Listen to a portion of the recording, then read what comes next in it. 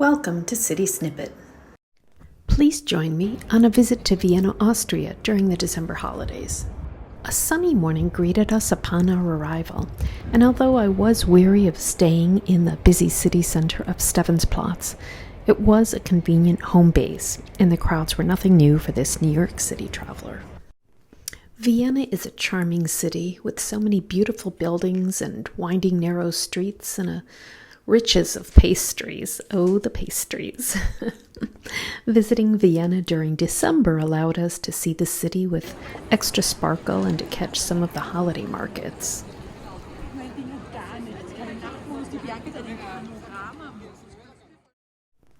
Of course, this time of year can be chilly and gray, but that just encourages stops at coffee houses, museums, and palaces, such as the Sissi Museum at the Hofburg, the residence of the Habsburgs for more than 600 years. And I must admit that I was unfamiliar with the history of Empress Elizabeth of Austria and her tragic end in 1898. But I soon realized on our wanders that there were tributes to Sissi all over Vienna, especially in tourist shops. After walking through the inside, we strolled the outside grounds. And there is actually a public toilet to be used for 60 cents in euros, accessible in the inner courtyard sort of area. The Spanish riding school with the Lipizzaner stallions is also in this location. After dark was my favorite time to walk around the city, and although we didn't attend any formal concerts, we caught 2 different brass band performances, plus a solo pianist in various public settings.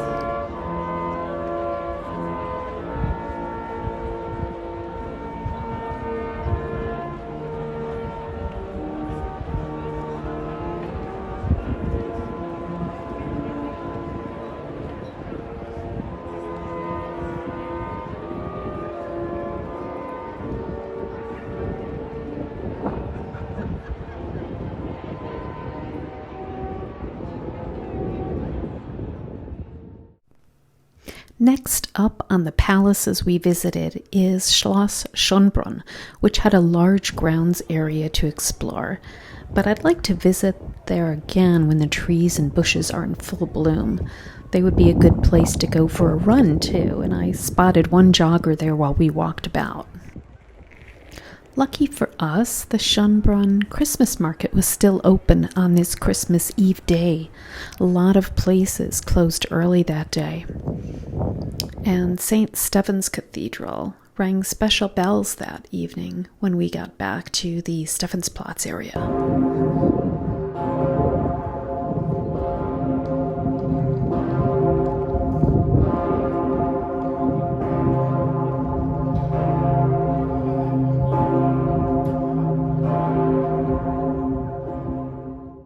And here's my brief tribute to the third man.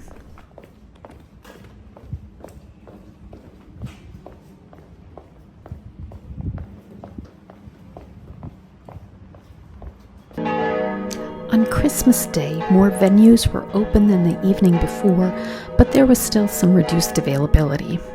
We were able to visit the Vienna Opera House, the Staatsoper, which was opened in 1869 with a performance of Mozart's Don Giovanni and attended by Emperor Franz Joseph and Sissi.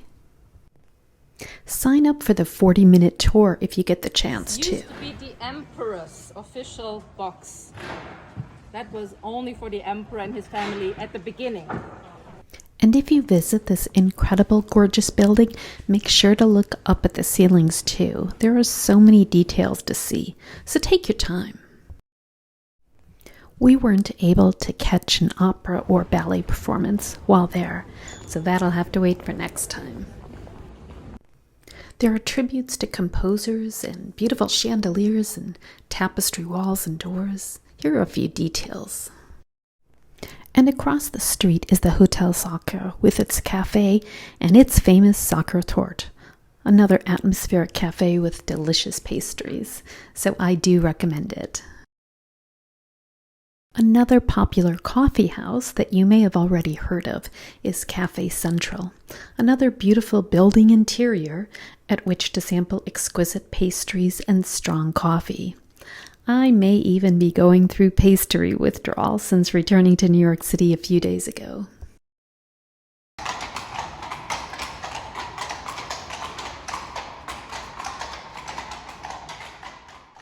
The day after Christmas, we took in the Lipizzaner Stallions show, then walked through the Volksgarten as a light snow fell, before visiting the Wiener Christkindlmarkt at Rathausplatz. The Leopold Museum isn't very far from there, so we also checked out the art there before returning to the Christmas market at Rathausplatz. And you can see the difference here as to the magical night lights.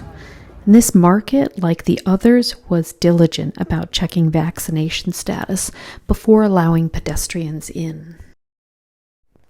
We had a bread bowl with soup, which warmed us up, but you can also sample mulled wine and other hot ciders at the holiday markets. Our favorite was a boozy hot chocolate.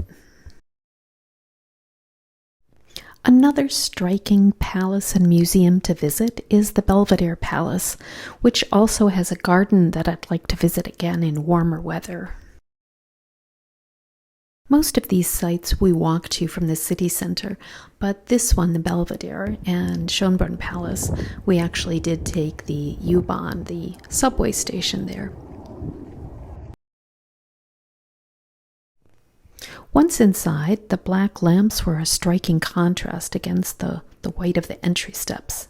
And by the way, we almost always take a cafe break at museums we visit, and we did this one too. The pastries and coffee were pretty good. Although I'd bet that visiting the Prater amusement park is more fun to do during non-winter months, I'm glad we popped out here and played a bow and arrow game. Now here is one more recommended cafe, Cafe Demel, in the city center area.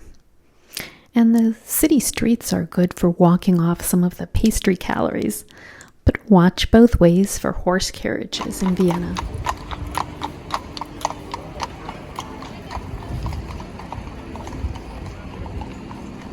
There is just too much to cover visually of Vienna in a city snippet video, but I hope this collage of sorts provides a glimpse of the beauty of Vienna. One last museum, and a special one, the Hundertwasser Museum in the Kunsthaus Wien, which showcases the creativity and art of Friedensreich Hundertwasser, an imaginative soul. The floors in this building are deliberately uneven, and there are what he called tree tenants, and there are many curves. We spent more time than I'd anticipated here before an evening visit to the Albertina, a more traditional museum. I was truly sad to say farewell to the glittering streets of Vienna and definitely plan to visit again. There's so much to see and eat there. Prost!